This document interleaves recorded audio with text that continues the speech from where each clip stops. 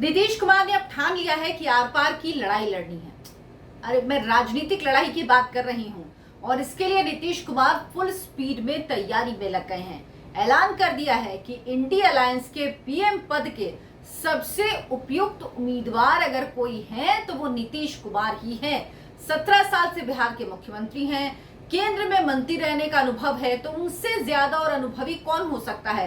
हालांकि यही दावा ममता बनर्जी भी करती हैं, लेकिन नीतीश कुमार ने अब ये साफ कर दिया है कि वो इंतजार नहीं करेंगी कि कोई और उन्हें पीएम पद के उम्मीदवार के तौर पर प्रोजेक्ट करे, खासतौर पर उनके बड़े भैया लालू प्रसाद यादव। दरअसल नीतीश कुमार को अब साफ नजर आने लगा है कि बड़े भैया उनके साथ डबल गेम कर रहे हैं। लालू यादव की सियासत की बिसात में वो एक पिटा हुआ मोहरा नहीं बनना चाहते, इसीलिए अब नीतीश कुमार अपनी चाल बहुत सोच समझकर लेकिन तेजी से चलने की तैयारी में हैं। नमस्कार, बहुत बहुत स्वागत है आपका। आप देखना शुरू कर चुके हैं राष्ट्रपति, आपके साथ मैं हूं अर्चना से। आपसे गुजारिश है मेरे इस चैनल को सब्सक्राइब जरूर कीजिए। सिर्फ आपको इतना करना है ताकि चैनल तेजी से आगे बढ़ पाए। नीतीश कुमार जो विपक्षी एकता की धुन में इस कदर दीवाने थे, आपने देखा था कि पार्टी दफ्तर में वो कम ही जाते थे, अब पार्टी दफ्तर में उनकी हाजिरी ज्यादा होने लगी है। दरअसल पहले उन्हें लगा था कि अब तो वो बिल्कुल नेशनल लीडर हो गए हैं, तो अब उनको पार्टी दफ्तर में जाने की ज्यादा जरूरत नहीं, लेकिन उन्होंने देखा कि पार्टी किस स्थिति में पहुंच गई है और साथ ही साथ उनको ये भी समझ में आया कि अगर खुद को मजबूत करना है तो उसके बाद अपने नेताओं, अपने कार्यकर्ताओं से बातचीत करते रहना होगा। कुछ समय पहले से ही नीतीश कुमार ने इस कार्यक्रम की शुरुआत की, जब उन्होंने अपनी पार्टी के सारे नेताओं, सांसदों से एक एक कर मुलाकात की थी। उसके बाद ही कहते हैं नीतीश कुमार के ज्ञान चक्षु खुले और उनको समझ में आया कि पार्टी के लोगों को साइडलाइन करके या उनसे इतर नीतीश कुमार का कोई भविष्य नहीं हो सकता। नीतीश कुमार रविवार सुबह अचानक पार्टी दफ्तर पहुंच गए, कार्यकर्ताओं, नेताओं के साथ बैठक की, बातचीत की और इस बैठक के बाद जेडीयू के नेता और बिहार विधानसभा में जो डिप्टी स्पीकर हैं महेश्वर हजारी ने एक बात कह दी, जिससे इंडिया अलायंस जो है उसमें हड़कंप मच गया कि आखिर ये क्या बात कह दी। दरअसल इस बैठक से निकलने के तुरंत बाद बिहार विधानसभा के डिप्टी स्पीकर महेश्वर हजारी ने कहा कि प्रधानमंत्री पद के लिए नीतीश कुमार सबसे उपयुक्त उम्मीदवार हैं। ये बयान क्यों सबसे ज्यादा इंडिया अलायंस को परेशान कर रही है और उससे ज्यादा जो इंडिया अलायंस में शामिल कांग्रेस और लालू यादव है उनको क्यों इतना परेशान कर रही है? क्योंकि लालू यादव जो पहले नीतीश कुमार को अगुवा बना रहे थे, कांग्रेस पार्टी जो पहले नीतीश कुमार को अगुवा बना रही थी, वो दोनों ही अब नीतीश कुमार को पीछे खींच रहे हैं। लेकिन ये बयान अहम क्यों है? इसकी दो बड़ी वजह हैं, आपको बताती हूँ। एक तो ये बयान नीतीश कुमार के साथ हुई बैठक के तुरंत बाद महेश्वर हजारी ने दिया। नीतीश कुमार की जाहिर सी बात है जो ये बैठक हुई थी उसमें इसको लेकर चर्चा हुई होगी, तभी जैसे ही बैठक से बाहर निकले जेडीयू के नेता महेश्वर हजारी, उन्होंने तुरंत ये बात कह दी।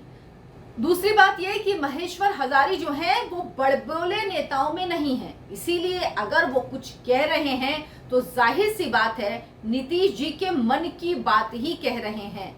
लेकिन आरजेडी डिनायल मोड में है। हमेशा से आरजेडी का कहना है कि नीतीश कुमार तो कई बार कह चुके हैं कि वो प्रधानमंत्री पद के उम्मीदवार नहीं है, वो तो बस विपक्ष को एकजुट करना चाहते हैं। वाकई बात, नीतीश कुमार ये बात कहते हैं, लेकिन क्या कोई नेता आगे आके कहता है कि मुझे प्रधानमंत्री या मुख्यमंत्री बनना है? क्या कोई, यही होता है ना कि जो आपके लीडर्स होते हैं वो कहते हैं कि हमारे नेता बनेंगे और वही तरीका होता है। इसी तरह से ममता बनर्जी के लिए कहा जा रहा है, इसी तरह से केजरीवाल के लिए कहा जा रहा है, इसी तरह से जेडीयू के नेता कह रहे हैं, तरीका यही होता है। अगर नेता से सर्वोच्च नेता, जेडीयू के सर्वोच्च नेता नीतीश कुमार हैं, मुख्यमंत्री हैं बिहार के, उनसे साथ बैठक हुई और बैठक से निकलने के बाद अगर पार्टी का कोई जिम्मेदार नेता ये बात कह रहा है तो जाहिर सी बात है ये बात कहां से आ रही है समझना कोई मुश्किल नहीं है। बाकी कहने को आप कुछ भी कहते रहिए, नीतीश कुमार तो आखिर तक कहते रहेंगे, लेकिन वही वाला हाल है, मन मन भावे मुड़ी हिलावे। राजनीति में यही होता है क्योंकि पोस्चरिंग जरूरी होती है। अरे भाई, नीतीश कुमार राजनेता हैं, कोई वो एनजीओ तो चलाते नहीं, तो क्या वो ये महत्वाकांक्षा ना रखें कि वो अगर विपक्ष की अगुवाई करने के लिए उनको सबसे पहले चुना गया तो वो किसी पद की अपेक्षा नहीं करेंगे। उनको तो जब वो पहली बार दिल्ली बुलाया गया था, जब उनकी मुलाकात राहुल गांधी मल्लिकार्जुन खड़गे से हुई थी, जब वो तेजस्वी यादव को लेकर गए थे और इस मुलाकात के बाद कांग्रेस की तरफ से कहा गया था कि आप ही विपक्ष को एकजुट कीजिए, विपक्षी दलों के नेताओं को साथ लाइए, तब से ही वो इस विपक्षी बारात के दूल्हे बनकर घूम रहे हैं और लोग कहते हैं कि उनको प्रधानमंत्री नहीं बनना है। वैसे आश्वासन तो नीतीश कुमार को लालू जी से भी मिला था, जिन्हें लगता था कि नीतीश अगर राष्ट्रीय राजनीति में चले गए तो तेजस्वी को वो 2024 के चुनाव के बाद बिहार के मुख्यमंत्री की कुर्सी पर बिठा देंगे। लेकिन उन बड़े भैया यानी लालू जी ने भी नीतीश कुमार का साथ छोड़ दिया और खुद ही कह दिया था पिछली बैठक में इंडिया अलायंस की कि इंडिया अलायंस का कोई एक कन्वीनर, एक संयोजक नहीं होगा, कई संयोजक हो सकते हैं, क्योंकि संयोजक ही माना जाता कि वो प्रधानमंत्री पद का सबसे बड़ा उम्मीदवार है। इसीलिए पत्ता ही काट दिया कि कोई कन्वीनर नहीं होगा। और ये काम लालू यादव ने जो किया वो निश्चित मानिए कांग्रेस पार्टी के कहने पर ही किया है, क्योंकि कांग्रेस पार्टी प्रधानमंत्री के तौर पर राहुल गांधी के अलावा विपक्षी अलायंस में किसी का नाम आगे नहीं आने देगा। राहुल गांधी के नाम पर बाकी विपक्षी पार्टियां राजी नहीं होंगी, इसीलिए अभी इस नाम पर कोई चर्चा नहीं होगी। अब नीतीश कुमार इसीलिए सुपर एक्टिव हैं, क्योंकि उन्हें लगता है अगर वो एक्टिव नहीं होंगे तो उनकी लुटिया तो डूबी ही समझो। नीतीश कुमार पार्टी दफ्तर में अपने नेताओं से मिले रविवार को, कार्यकर्ताओं के साथ बैठक की, उसके बाद सीधे लालू प्रसाद यादव के घर चले गए। लालू यादव को कोर्ट से जमानत मिली हुई है, बेचारे बहुत बीमार हैं और इसीलिए जमानत पर हैं। भगवान करे उनकी तबीयत एकदम ठीक रहे और इसीलिए वो इस वक्त राजगीर गए हुए, वो दिल्ली, पटना, मुंबई, बेंगलुरु सब जगह भ्रमण कर रहे हैं, लेकिन बीमार हैं। कोर्ट से कहते हैं बीमार है, बाकी घूमते घामते रहते हैं वो। तो मुलाकात नहीं हो पाई नीतीश कुमार जी की। राबड़ी देवी से मिलकर 5 मिनट में नीतीश कुमार वापस आ गए और मंगलवार को जो कैबिनेट की बैठक थी, जो कैबिनेट की बैठक मंगलवार को होती, उसे सोमवार को बुला ली। अब इतनी तेजी क्यों नीतीश कुमार के एक्शंस में, इसको लेकर बिहार में बड़ी चर्चा हो रही है।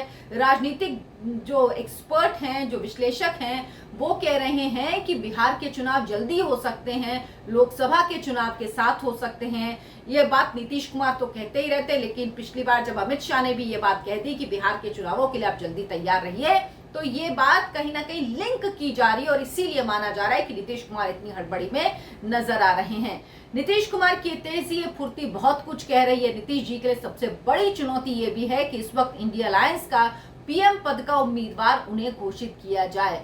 इसीलिए नीतीश जी सोच रहे थे कि अगर संयोजक बन जाएंगे तो रास्ता थोड़ा आसान होगा, क्योंकि पीएम पद की दावेदारी की तो इंडिया अलायंस में लंबी लाइन लगी, एक के बाद एक नाम आते जा रहे हैं, जबकि वैकेंसी है ही नहीं। 2024 में नरेंद्र मोदी को वापस आना है, लेकिन ये नेता अपनी अपनी उम्मीदवारी, अपनी अपनी दावेदारी पेश कर देना चाहते हैं कि कल को अगर कहते हैं ना बिल्ली के भाग से छीका फूटे, जो वो भी नहीं होने वाला, अगर कहीं ऐसा हो तो किसी की दावेदारी कहीं से कमजोर ना हो। इसीलिए मैंने जो पिछला वीडियो एक बनाया था उसमें आपको बताया था किस तरह से नीतीश कुमार एनडीए से नजदीकियां बढ़ा रहे हैं और इंडिया अलायंस से दूर जा रहे हैं। इसकी वजह है उनकी बार्गेनिंग पावर बढ़े, इसकी वजह है ये प्रेशर टैक्टिक्स है, ताकि उनकी जो वैल्यू है या उनकी जो इंपॉर्टेंस है इस इंडिया अलायंस में वो बढ़े और उनकी बार्गेनिंग पावर भी बढ़े। विस्तार से वीडियो इस पर बना चुकी हूं, आप चाहें तो देख सकते हैं, मैं लिंक नीचे दे दूंगी। बहुत बहुत धन्यवाद आप सबका इस चर्चा में शामिल होने के लिए। मेरे इस वीडियो को लाइक करें, शेयर करें और आपसे गुजारिश है चैनल को सब्सक्राइब जरूर करें। नमस्कार।